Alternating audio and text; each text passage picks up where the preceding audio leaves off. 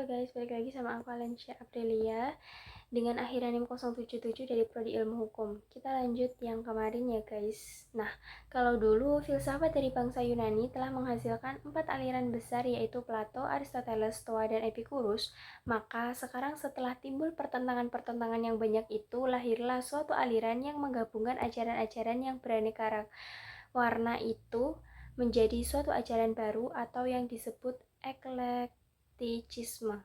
Setelah itu kemudian lahirlah aliran Neoplatonisme yang dipelopori oleh Plotinus yang hidup pada tahun 205 sampai 270.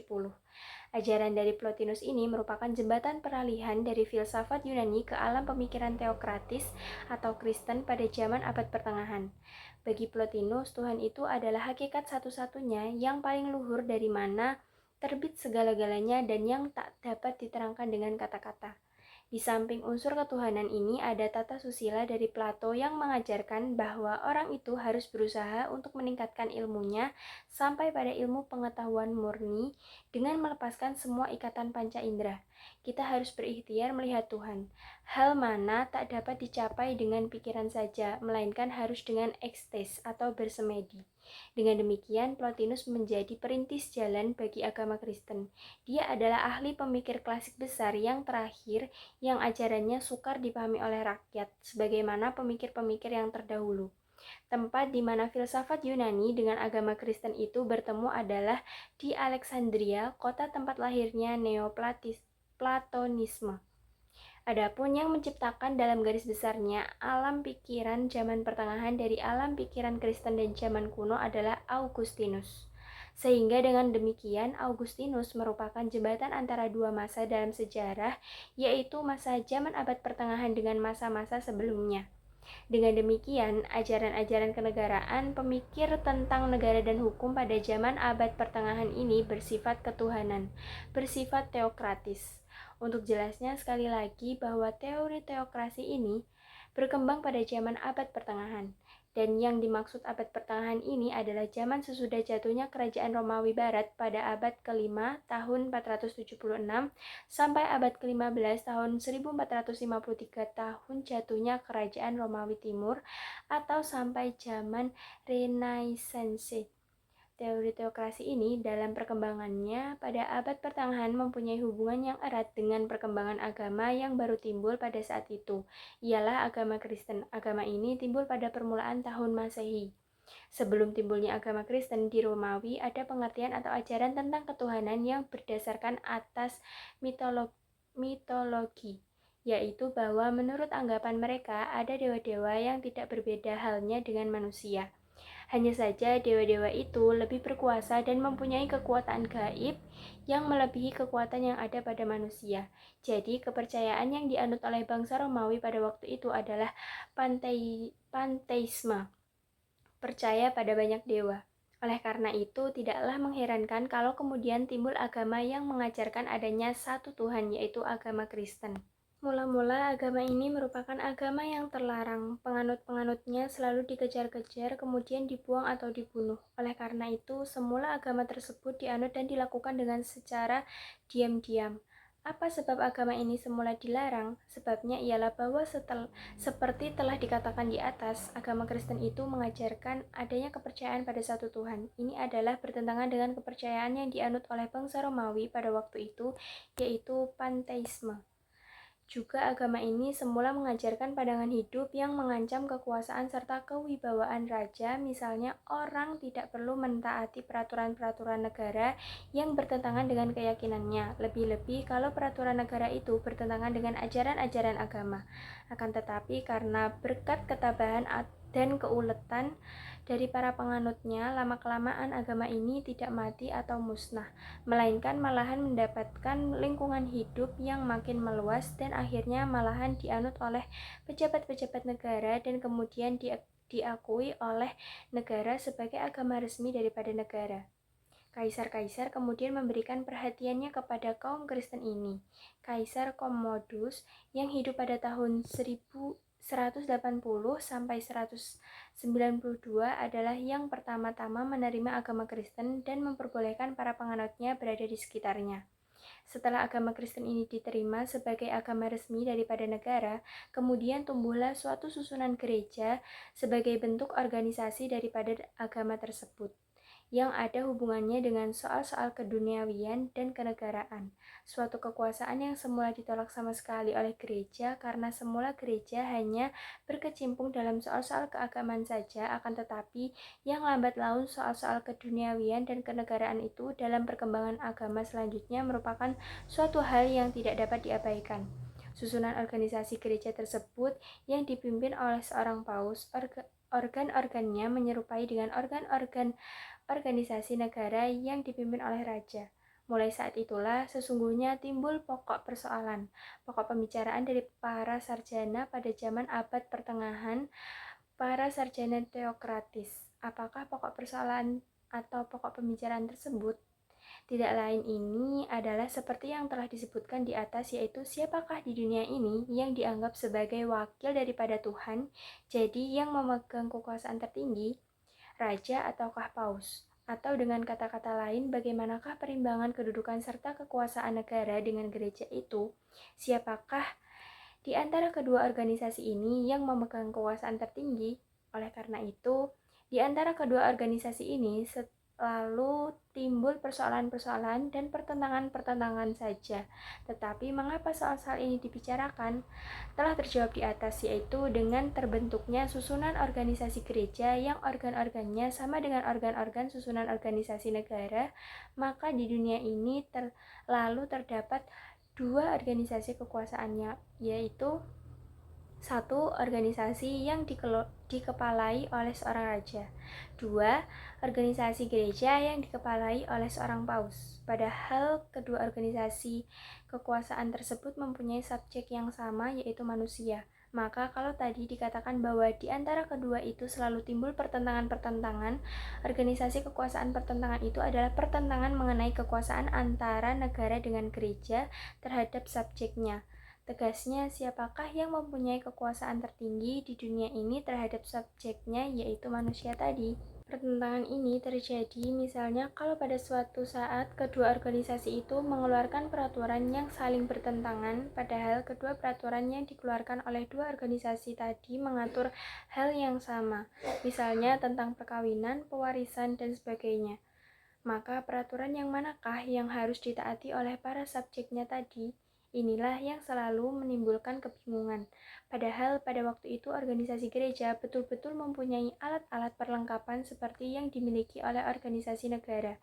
Misalnya, badan perundang-undangan, pengadilan, keuangan, dan sebagainya. Dan masing-masing peraturan tadi, baik dari negara maupun dari gereja itu mempunyai sifat mengikat yang boleh dikatakan sama dan bila tidak ditaati dapat menimbulkan sanksi-sanksi tertentu. Soal inilah nanti yang akan dibicarakan oleh para sarjana pada abad pertengahan untuk mendapatkan pemecahannya. Tetapi sebelumnya membicarakan ajaran-ajaran dari para sarjana tersebut, baiklah diketahui terlebih dahulu bahwa zaman abad pertengahan yang berkembang selama lebih kurang 10 abad itu, yaitu dari abad ke-5 sampai dengan abad ke-15 sesungguhnya terbagi dalam dua masa, dua man. Pembagian tersebut ditandai dengan adanya atau terjadinya peristiwa besar, yaitu Perang Salib. Kedua zaman tersebut ialah satu, zaman abad pertengahan sebelum Perang Salib, abad ke-5 sampai abad ke-12. Dua, zaman abad pertengahan sesudah Perang Salib, abad ke-12 sampai abad ke-15. Dalam kedua zaman ini terdapat ajaran-ajaran tentang negara dan hukum yang saling berbeda. Pada zaman abad pertengahan sebelum Perang Salib, ajaran-ajaran tentang negara dan hukum yang ada sifatnya adalah sangat teokratis. Segala sesuatu didasarkan atas kehendak Tuhan. Hal ini terjadi karena dengan diakuinya agama Kristen tadi sebagai agama resmi daripada negara, orang atau warga negara sangat patuh terhadap ajaran-ajaran agama tanpa ada persoalan apa-apa. Pendek kata, segala sesuatu yang ada di dunia ini adanya atas kehendak Tuhan. Maka akibatnya adalah tidak adanya pandangan-pandangan yang bersifat kritis terhadap segala sesuatu yang terjadi di dunia ini. Segala perbuatan pada waktu itu ditujukan untuk membela kepentingan-kepentingan agama dan gereja. Sedangkan pada zaman abad pertengahan sesudah Perang Salib, ajaran-ajaran kenegaraan, ajaran-ajaran tentang negara dan hukum yang ada telah banyak dipengaruhi oleh ajaran-ajaran dari sarjana-sarjana Yunani kuno, misalnya ajaran dari Plato dan Aristoteles. Hal ini disebabkan oleh karena pada waktu terjadinya Perang Salib itu, banyak dari penganut-penganut agama Kristen yang pergi ke Timur Tengah, antara lain ke Palestina, dengan maksud untuk membela dan menyelamatkan makam-makam Kristen yang terancam. Dan disinilah mereka mulai mengenal kebudayaan dari zaman Yunani kuno, antara lain ajaran-ajaran kenegaraan dari Plato dan Aristoteles tadi. Setelah Perang Salib selesai, mereka kembali ke negaranya masing-masing dengan membawa kebudayaan Yunani kuno tadi yang sebelumnya tidak pernah dikenal di dunia barat. Dengan demikian, maka mereka lalu mulai berpikir secara kritis terhadap keadaan-keadaan di sekitarnya, termasuk pula ajaran-ajaran mereka tentang negara dan hukum dan agama. Jadi, mulai saat itu, unsur ratio masuk ke dalam ajaran-ajaran kenegaraan lagi. Ini menyebabkan berubahnya cara berpikir mereka, yaitu dari cara berpikir yang bersifat teokratis mutlak pada abad pertengahan sebelum Perang Salib, ke cara berpikir yang bersifat teokratis kritis pada abad pertengahan sesudah Perang Salib. Dari zaman abad pertengahan ini, ajaran-ajaran tentang negara dan hukum yang akan dibicarakan tidak banyak. Kita ambil yang pokok-pokok saja yang dapat dianggap mewakili ajaran-ajaran pada waktu itu. Dari zaman abad pertengahan bagian 1, zaman abad pertengahan sebelum Perang Salib dari abad ke-5 sampai abad ke-12, dan ajaran dari Augustinus dan Thomas Aquinas. Sedang dari zaman abad pertengahan bagian kedua, zaman abad pertengahan sesudah Perang Salib dari abad ke-12 sampai dengan abad ke-15 adalah ajaran-ajaran dari Marsilius. 1.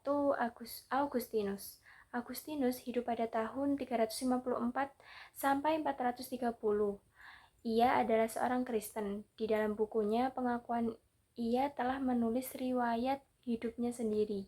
Di dalam buku itu dikatakan bahwa ia hidup dalam keadaan dualisme. Maksudnya, ia mengalami masa peralihan dari peradaban yang satu ke peradaban yang lain. Pada waktu hidupnya, ia mengalami masa kebobrokan masyarakat yang disebabkan banyaknya pertentangan-pertentangan yang timbul, terutama pertentangan antara orang-orang yang menganut agama Kristen dengan orang-orang yang tak beragama, antara kepercayaan adanya satu Tuhan yang Maha Agung dengan penyembahan kepada berhala. Lagi pula, adanya peristiwa yang maha penting yang terjadi pada tahun 409, yaitu raja dari kaum Gota Barat yang bernama Alaric mengepung kota Roma, kemudian menyerbu dan mengadakan perampasan-perampasan. Terhadap peristiwa ini, pendapat orang dapat berlainan, sementara orang yang berpendapat bahwa karena Alaric sendiri seorang Arya yang menganut agama Kristen atas peristiwa tersebut berarti suatu kemenangan penyembahan berhala, jadi berarti suatu hukuman terhadap orang-orang yang mengadakan penyembahan kepada berhala. Tetapi sementara itu, di pihak yang lain, orang berpendapat dulu dalam keadaan tidak beragama keadaannya tenang-tenang saja, alangkah bedanya keadaan sekarang di bawah agama Kristen. Peristiwa tersebut di atas menjadi alasan kuat bagi Augustinus untuk menulis bukunya yang diberi nama The Civitate Dei tentang negara Tuhan. Isi pokok daripada bukunya tersebut ditujukan untuk mengadakan pembelaan terhadap agama Kristen serta berisi suatu polemik antara penganut-penganut agama Kristen dengan orang-orang tak beragama. Buku itu juga merupakan filsafat sejarah dan agama, ajaran tentang kepercayaan dan kesusilaan. Semula buku itu tidaklah dimaksudkan sebagai buku pelajaran untuk politik negara dan gereja, meskipun akhirnya menjadi buku yang demikian. Ini terbukti dari ajarannya mengenai perimbangan kedudukan atau kekuasaan antara negara dengan gereja, antara raja dengan paus. Menurut Augustinus, yang ajarannya sangat bersifat teokratis, dikatakan bahwa kedudukan gereja yang dipimpin oleh paus itu lebih tinggi daripada kedudukan negara yang diperintah oleh raja. Mengapa demikian? Dalam hubungan ini dikatakan oleh Augustinus bahwa adanya negara di dunia itu merupakan suatu kejelekan, tetapi adanya itu merupakan suatu keharusan. Yang penting itu adalah terciptanya suatu negara seperti yang diangan-angankan atau dicita-citakan oleh agama, yaitu kerajaan Tuhan. Maka dari itu, sebenarnya negara yang ada di dunia ini hanya merupakan suatu organisasi yang mempunyai tugas untuk memusnahkan perintah-perintah agama dan musuh-musuh gereja. Jadi di sini nampak dengan jelas bahwa negara mempunyai kedudukan atau kekuasaan yang lebih rendah dan ada di bawah gereja. Negara sifatnya hanyalah sebagai alat daripada gereja untuk membasmi musuh-musuh gereja.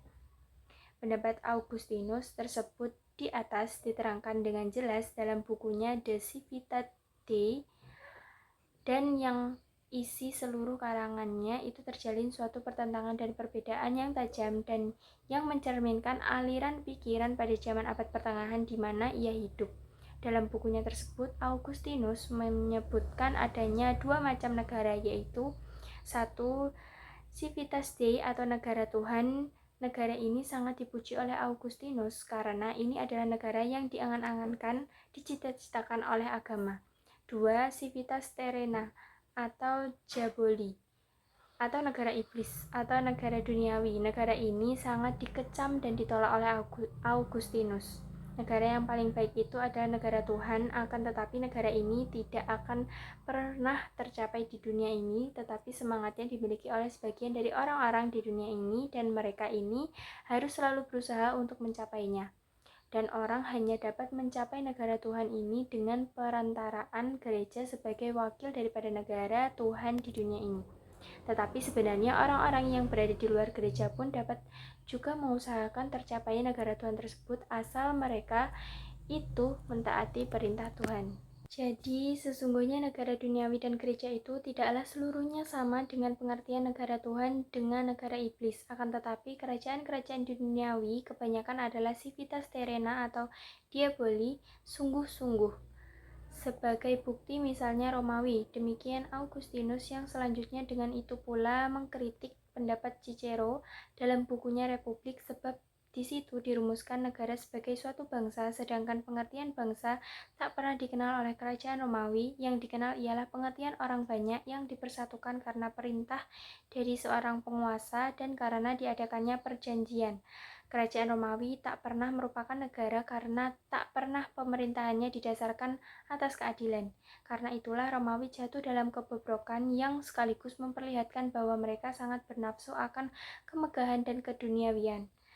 Pun demikian, Augustinus selanjutnya mengatakan bahwa Cicero telah mengalami suatu kekhilafan karena ia berpendapat bahwa negara itu adalah merupakan penjelmaan daripada keadilan, sedangkan sesungguhnya keadilan itu hanya mungkin dapat dicapai dalam negara yang diperintah oleh agama, yaitu dalam Civitas Dei. Seluruh pikiran Augustinus ditujukan kepada hari kemudian dengan mengesampingkan sejarah dari masa-masa yang lampau, dan pikirannya itu tidak lebih hanya merupakan pernyataan yang sifatnya samar-samar, artinya belum merupakan pengertian yang tegas. Sepertinya pendapat Augustinus yang menyamakan antara pengertian negara dengan pengertian masyarakat pula pendapatnya bahwa gereja dianggap sebagai bayangan daripada Civitas Dei di dunia ini yang luasnya meliputi seluruh dunia, dan kekuasaan atau keduniawian negara diperoleh dari pemberian gereja. Hal ini mengingatkan kita kepada teori dua pedang.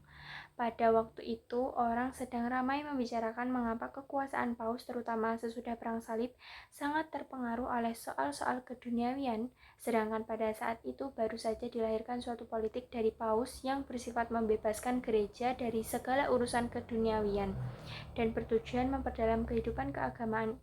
Ini terjadi pada abad ke-12 dilakukan oleh kaum Cisterciensa di bawah pimpinan Bernard Clairvaux, yang sesungguhnya ini hanya bersifat melanjutkan saja daripada gerakan Cluny di Burgundia yang terjadi pada abad ke-10. Terhadap kenyataan di atas, Bernard Clairvaux dalam bukunya yang diberi nama The Consideration perihal tinjauan kebatinan berpendapat bahwa Paus yang mengejar tujuan keduniawian adalah bersifat budak dan tidak sesuai dengan martabatnya.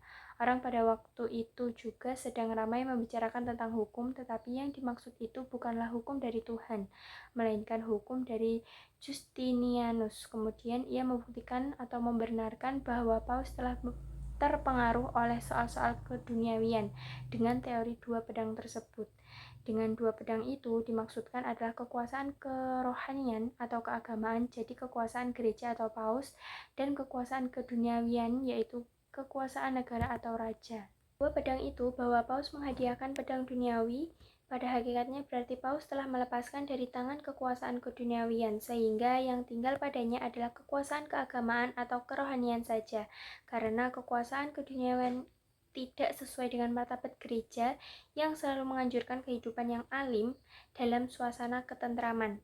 Akan tetapi sesungguhnya teori dari dua pedang itu dapat juga diterangkan dengan cara lain, oleh karena teks kitab Injil tidak mengatakan sesuatu apapun tentang perhubungan dua pedang tersebut, padahal justru inilah soalnya. Maka dari itu kemudian dicarilah bukti yang lebih kuat lagi.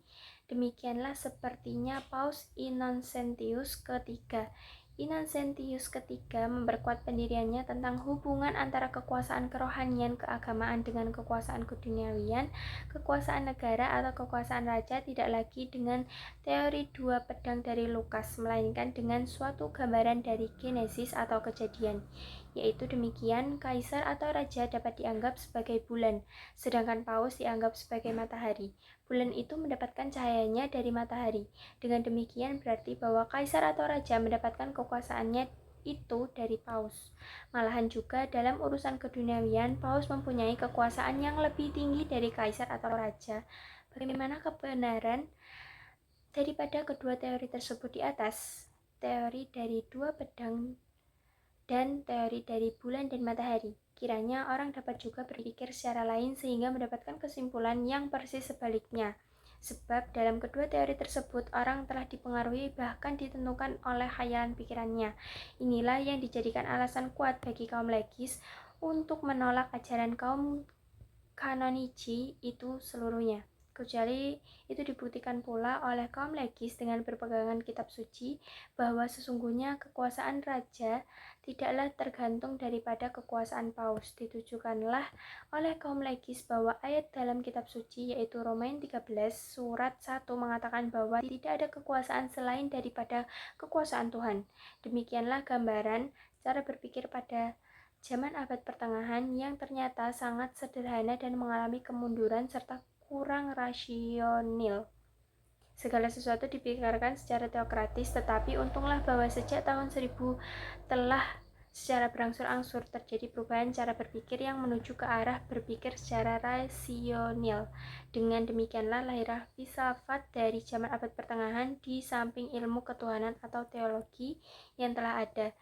Dari perbandingan antara kebenaran-kebenaran teologis dan kebenaran-kebenaran filosofis menimbulkan banyak perselisihan-perselisihan yang mengakibatkan suatu perkembangan dan perubahan-perubahan dalam alam pikiran orang. Ajaran filsafat dari zaman abad pertengahan disebut skolastik. Ajarannya bersifat memahamkan dan menjelaskan secara rasional daripada ajaran-ajaran yang telah dikeluarkan oleh gereja. Pencipta ajaran filsafat skolastik adalah Anselmus Canterbury yang hidup pada tahun 1033 sampai 1109.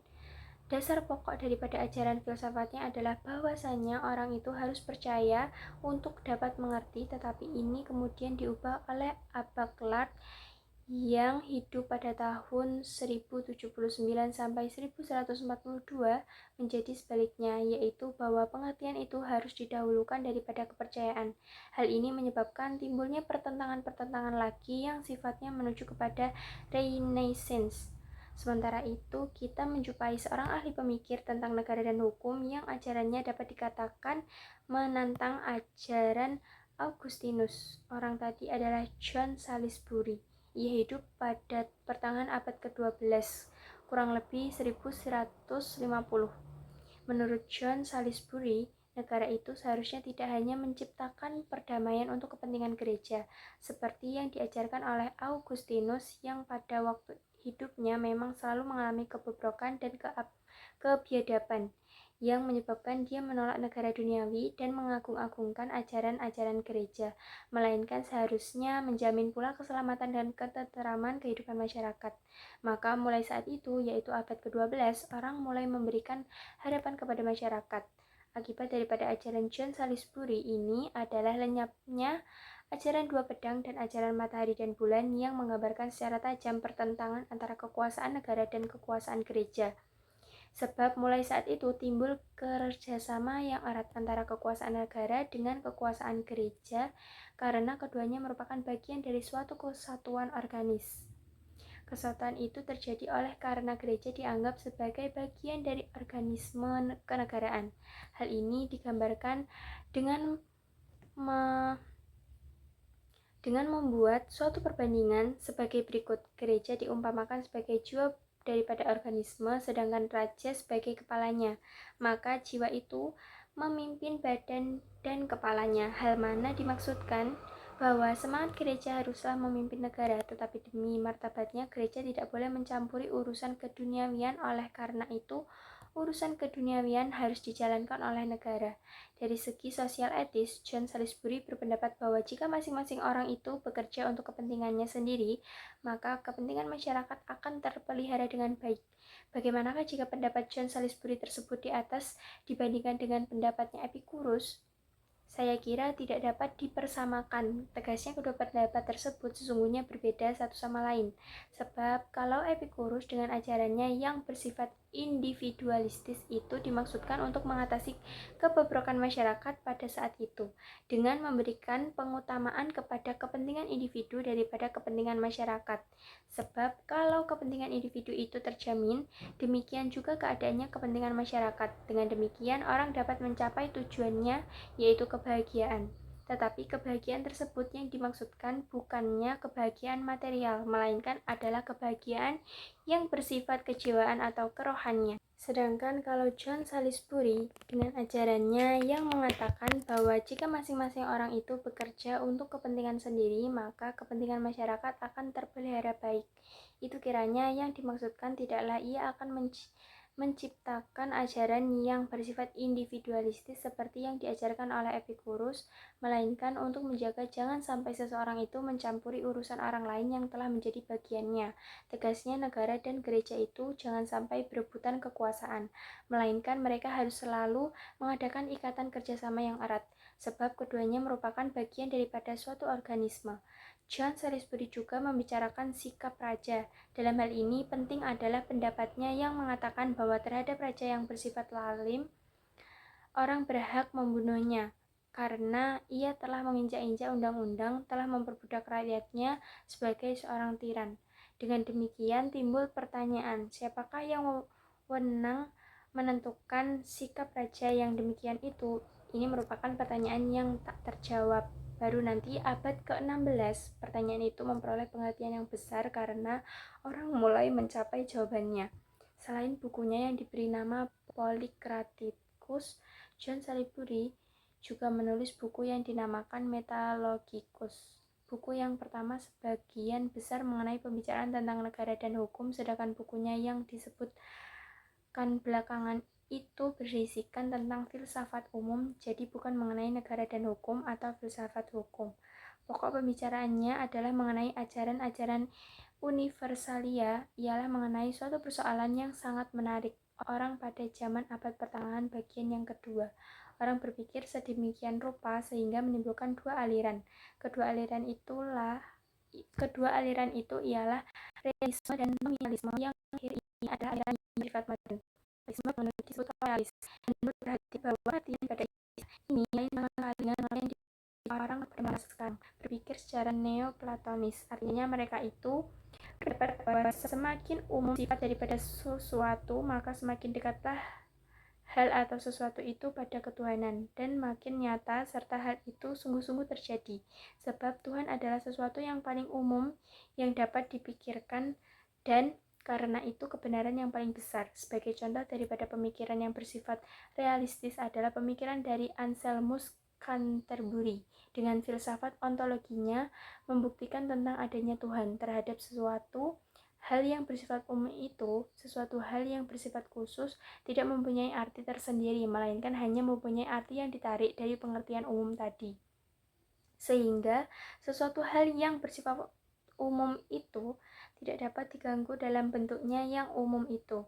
Jadi aliran realisme berpendapat bahwa gambaran umum dari zaman abad pertengahan itu merupakan kebenaran yang tertinggi. Dua, tidak dapat diganggu gugat oleh kebenaran khusus yang baru.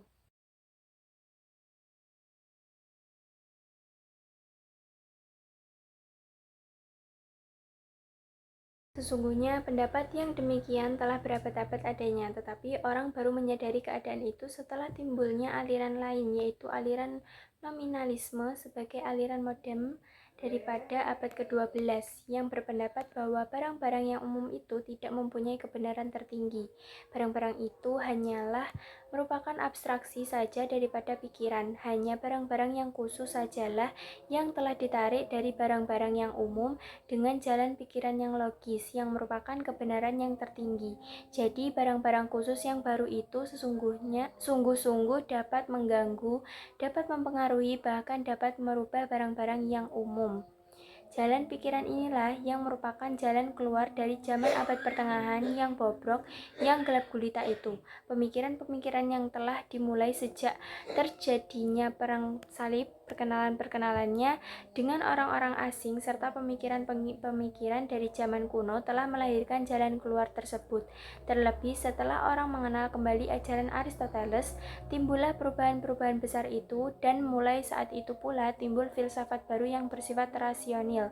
Maka timbul pula hasrat untuk memasukkan hal-hal yang baru itu ke dalam hal-hal yang lama, sehingga terjadilah suatu sistem yang dapat mempertahankan keseimbangan antara ratio dengan wahyu dan mempertahankan atau melangsungkan terus keselarasannya. Tujuan ini adalah merupakan kunci daripada ajaran filsafat sarjana yang kemudian menyusul, ialah Thomas Aquinas. 2. Thomas Aquinas. Thomas Aquinas hidup pada tahun 1225 sampai 1274.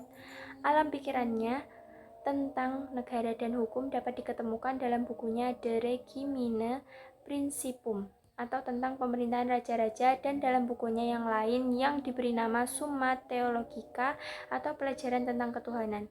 Dalam ajaran-ajarannya itu, Thomas Aquinas banyak terpengaruh oleh ajaran Aristoteles, padahal jarak hidup kedua sarjana itu adalah kurang lebih 17 abad. Aristoteles hidup pada abad ke-6 sebelum Masehi, sedangkan Thomas Aquinas hidup pada abad ke-13. Pengaruh ini terjadi pada waktu terjadinya perang salib. Pada waktu itu, orang-orang dari Eropa Barat banyak yang pergi ke Timur Tengah untuk menyelamatkan makam-makam Kristen. Disitulah mereka berkenalan dengan ajaran Aristoteles.